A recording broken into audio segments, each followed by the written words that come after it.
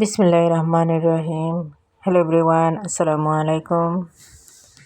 আপনারা সবাই কেমন আছেন? আশা করছি সবাই আল্লাহর রহমতে ভালো আছেন। আলহামদুলিল্লাহ, আমিও ভালো আছি।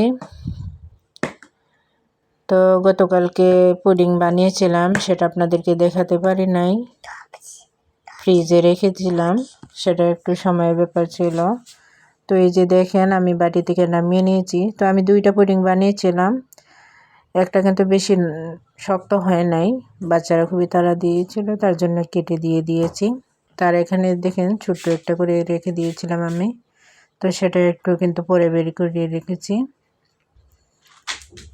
তো এটা দেখেন আবার খুবই সুন্দর পারফেক্টভাবে হয়েছে পুডিংটা। তো এভাবে কিন্তু বাচ্চাদেরকে আপনারাও দিতে পারেন। এটা আমি মালটার রস দিয়ে বানিয়েছিলাম।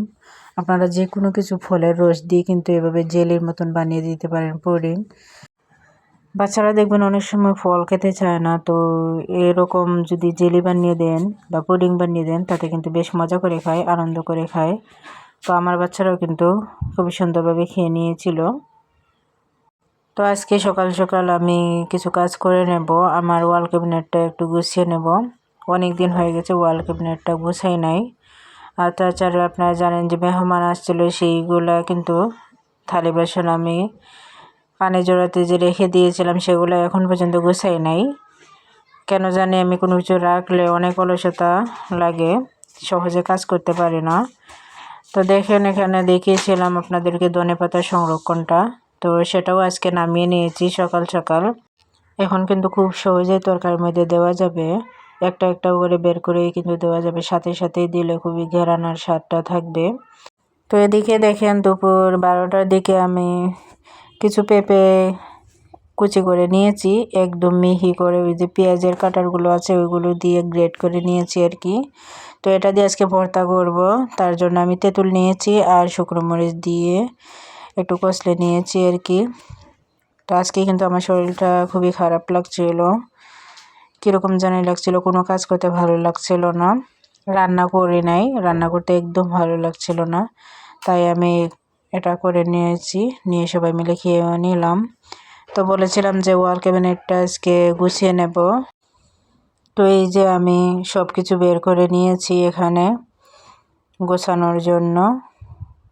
অনেক দিন হলো কিন্তু গুছাই নাই, আর ধুলোবালি বেশ পড়েছে, আর রোজার আগে কিন্তু গুছিয়ে নিতে চাইছি। আর আমাদের মেয়েদের কিন্তু ব্যস্ততার শেষ নেই, রোজা আসুক বা না আসুক, আর রোজা আসার আগে যে সব কাজ শেষ করে নেবার কাজ থাকবে না সেরকমও কিন্তু না, সারা বছরই কিন্তু আমাদের কাজ থাকে। তো আমার ওয়াল ক্যাবিনেটটা আমি একটু গুছিয়ে নিলে একটু রিলিফ পাবো আর কি। আর যারা সেলাইয়ের কাজ করেন তারা তো জানেন রমজান মাসে কিন্তু আরও প্রচুর চাপ থাকে। তো এই যে দেখেন আমার হাতে একটা ব্যাগ, এটা আমি নিজের হাতে বানিয়েছিলাম প্রায় 7-8 বছর আগে। তখন কিন্তু আমি যে জিনিসটা দেখতাম সেগুলো আমার কিন্তু ভালো লাগতো, সেটাই বানিয়ে নিতাম। এখন হয়তো অনেকটা অলসতা এসে গেছে শরীরের মধ্যে, আর সব সময় তো আর একই রকম থাকে না, এখন আর হয়তো আগের মতন অনেক কিছু ভালো লাগে না। তো দেখেন আমি এখানে গুছিয়ে নিয়েছি, আস্তে আস্তে সবগুলোই গুছিয়ে নিচ্ছি, প্লেটগুলো রেখে দিচ্ছি আমি। তো গুছিয়ে রাখলে কিন্তু ভালো লাগে। তো আমার একার আবার অনেকটা অলসতা লাগে একা একা কাজ করতে।